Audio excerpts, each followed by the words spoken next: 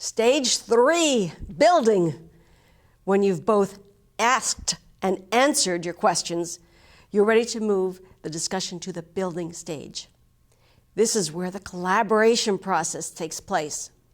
You and those you meet with are now at the stage of the conversation when you can build a working plan, a model, or process to achieve your goals. Build on an idea. What do you do when someone gives you an idea? What you do if you like the ideas can be a very different reaction to what you do when you don't like the idea. How do you encourage someone to collaborate with you? After someone has expressed an idea, your task is to respond without judgment, to listen and ask questions. So I recommend that you restate the idea and ask if that's what the other person meant. It will give you a real minute to think about it before you share your opinion. Watch and see how the other person reacts. I'll bet that you both will be smiling at ease with each other, able to continue to build on each other's ideas and move ahead.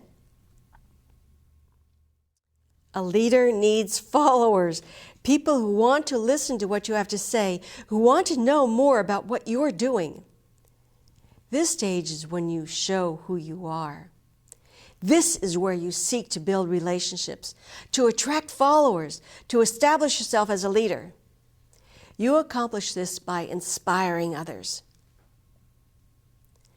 You want to inspire the individual to more fully evaluate the importance of the process or document, to motivate the individual to find value from employing the established process. Inspiration surfaces quickly when you collaborate.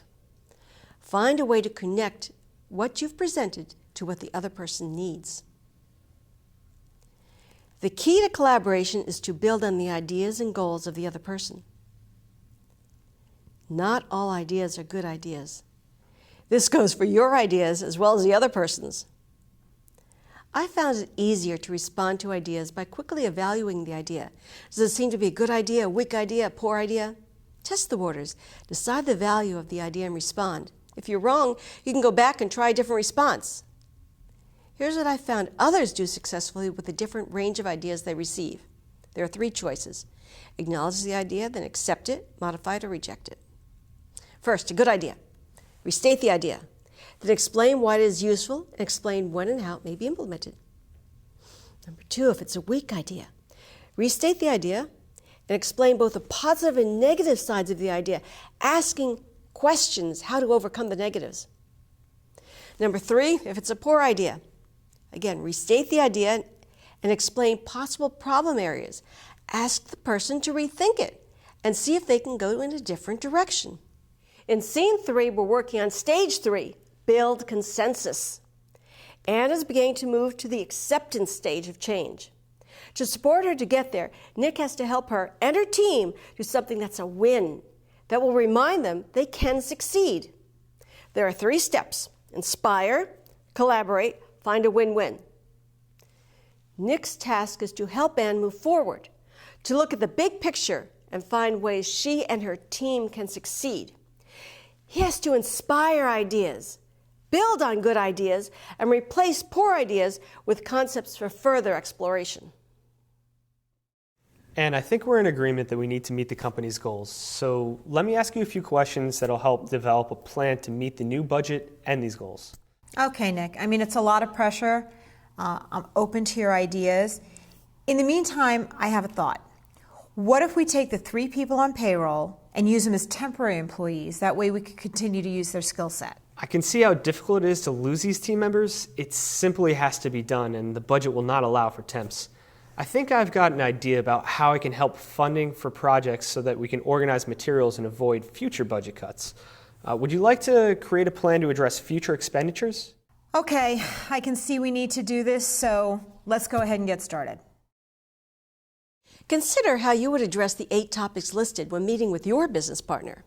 Write your approach in the workbook. Like all the practice sections we have in this video and workbook, you can maximize your skills by discussing your responses with a trusted colleague or mentor when you're back at the office. For now, read and complete stage 3.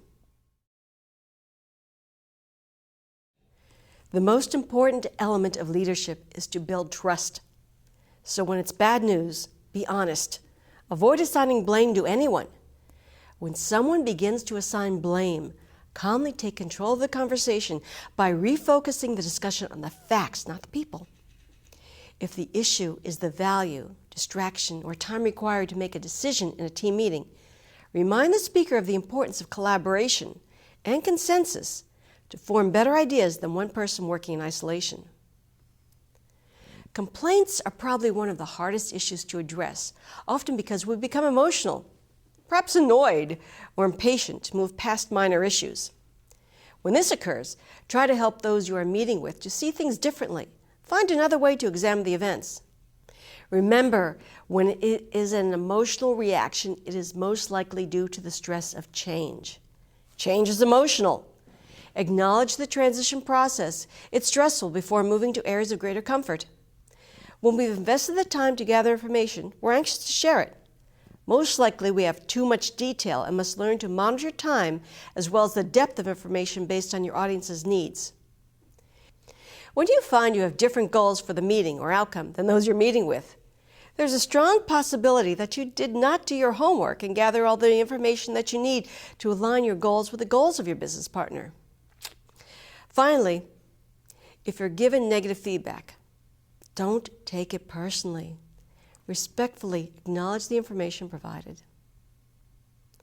Our tip for the building step is more of a reminder. Change evokes emotions. To move forward in the change process, it's necessary to collaborate and to build a mutually beneficial win-win outcome.